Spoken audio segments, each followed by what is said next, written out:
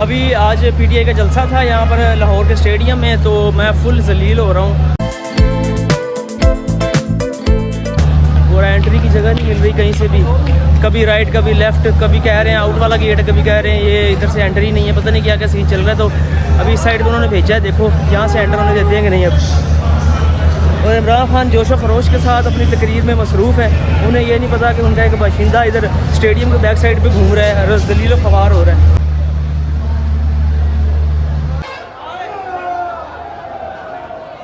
Scene देख लो stadium के अंदर,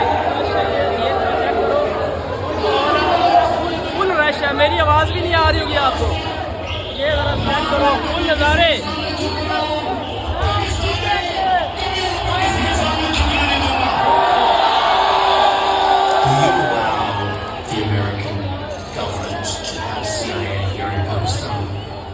Absolutely not.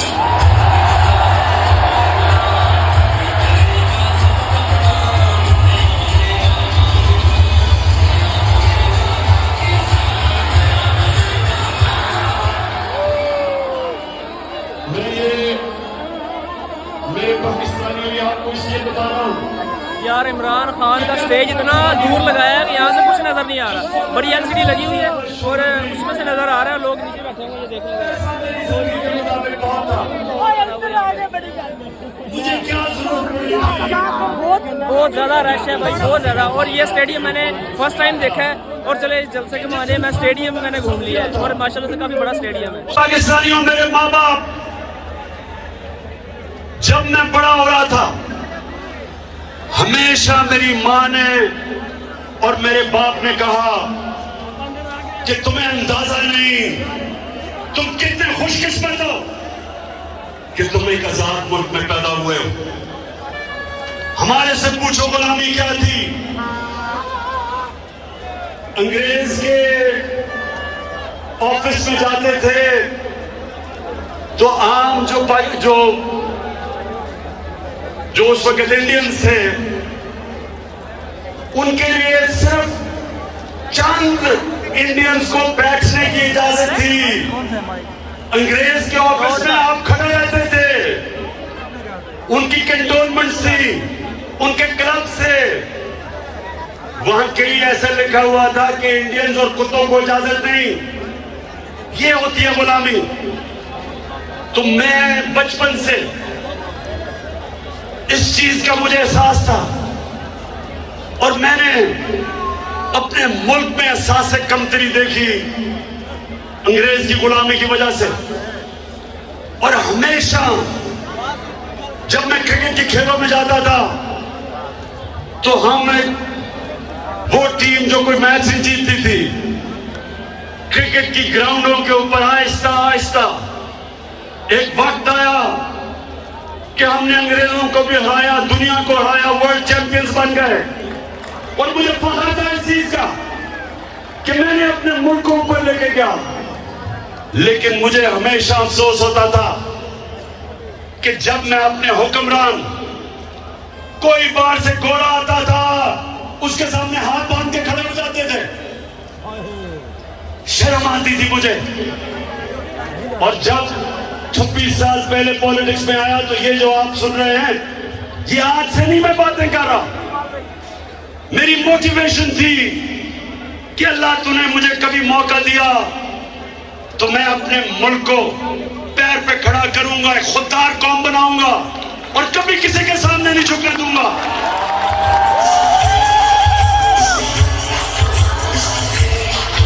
जिनको अपनी तो इज्जत नहीं थी, कौम की भी इज्जत मिट्टी में लगा देते थे। तो सबसे पहले हमारा डिफेंस मिनिस्टर और फॉरेन मिनिस्टर, वो जरा अमेरिका के मुतालिक क्या कह रहा है जरा दिखाओ। ऑलरेडी जो हमारी माशी हालात जो है हमारे इंतहाई मखदूश है। ये सारे वेंटिलेटर जो है ना ये लगे हुए हैं अमेरिका की मर्जी से लगे हुए हैं। पाकिस्तानियों, ये डिफेंस मिनिस्टर, फॉरेन मिनिस्टर ये कह रहा है कि अमेरिका ने हमें वेंटिलेटर पर रखा हुआ है, जब चाहे वो खींच ले और हम मर जाएंगे। ये इस नौबत में लेके थोड़ा सा आगे जाने की 30 और देखते हैं कि आगे पहुंच सकते हैं। पानी वगैरह का भी निजाम बड़ा मजे का है। ये पानी शानी के कूलर शूलर लगे हुए हैं। वेंटिलेटर पे डाला किसने? इस मुल्क का खुद पैसा चोरी करके बाहर महलात, अरबों डॉलर्स की प्रॉपर्टीज, बैंक अकाउंट्स सारे शरबत वगैरह और कौम को मकरूज कर दिया। कौन जिम्मेदार है? तो पहले हमें मकरूज किया, अब हमें कहता है कि अगर हमने अमेरिका की गुलामी ना की तो हम मर जाएंगे। अब जरा मौजूदा प्राइम मिनिस्टर, क्राइम मिनिस्टर, जरा सुने जरा ये क्या फरमाते हैं मुल्क का प्राइम मिनिस्टर। मैं सऊदी से होकर आया हूँ, मैं यूएई के हो गया, अभी मैं तुर्की होकर आया हूँ और मैं उन भाइयों को कहा कि आप हमारे बड़े अजीम भाई हैं, हमेशा आपने हमारी मदद की।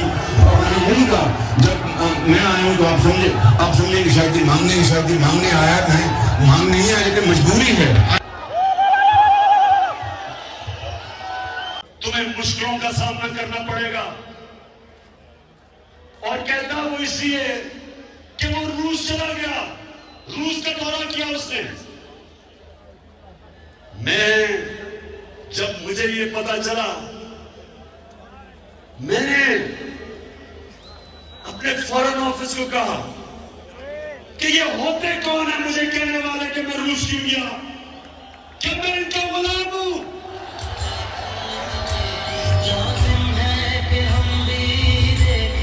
लाहौर के बाशऊर शहरियों थक तो नहीं गए? ये आजादी की जश्न की राहत है। अभी मैंने आपको बताया है कि मैंने आपके साथ मिलकर आपने मेरे साथ मिलकर इस मुल्क में हकीकी आजादी कैसे छीननी है। तो धमकी देता कि जी रूस क्यों चला गया। मैं रूस इसलिए गया कि मेरे लोगों का फायदा था उसमें। मैं चाहता था कि मेरे लोगों को सस्ता तेल मिले, जो हिंदुस्तान रूस से 40% कम कीमत पे तेल ले रहा है। मैं चाहता था कि हमने जो 20 लाख टन गंदम खरीदनी है हम रूस से सस्ते दाम पे दें। उनके सदर पुतिन से मैंने बात की थी, वो तैयार थे हमारी मदद करने के लिए। हमने गैस लेनी थी आगे जाके रूस से, तो वो इतना नाराज हुए कि जनाब इमरान खान को हटा दो, इसने हमारा हुक्म नहीं माना। अब मैं आपको दो मुल्कों के फॉरेन मिनिस्टर्स दिखाना चाहता हूं। पहले हिंदुस्तान का फॉरेन मिनिस्टर, उसको हुक्म दिया, उसको कहा कि जनाब आप रूस से तेल ना खरीदें।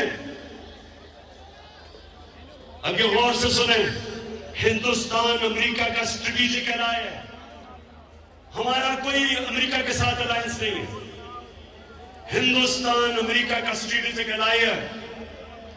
यहां तेल की, पेट्रोल डीजल की कीमत आसमानों पे। जरूरत नहीं थी कि कहीं जी हमारे लोगों के लिए महंगाई है, गुर्बत की लकीर के नीचे जा रहे हैं लोग।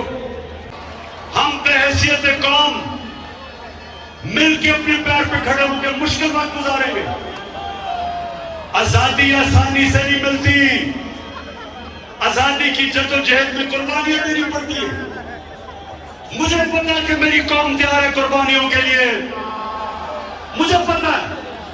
लेकिन ऊपर वो बैठे हुए हैं जो पैसे के गुलाम हैं, और हकीकी आजादी की जद्दोजहद तब तक जारी रहेगी जब इस हुकूमत, इंपोर्टेड हुकूमत को, इस इंपोर्टेड हुकूमत को हम फारिग नहीं करते और इलेक्शन नहीं करवाते। हम मिलके इस मुल्क में जद्दोजहद करेंगे। अब मेरे पाकिस्तानियों ये गौर से सुने, ये जो आखिरी गुलामी जिसके लिए हमने हकीकी की जंग लड़नी है, हकीकी आजादी की, ये सबसे ज्यादा एक माशरे में तबाही मचाती है। और वो क्या है?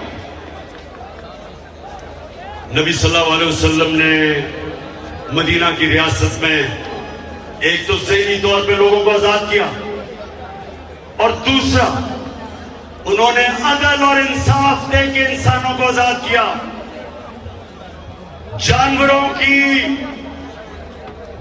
की बस्तियों में और इंसानों की बस्तियों में क्या फर्क है?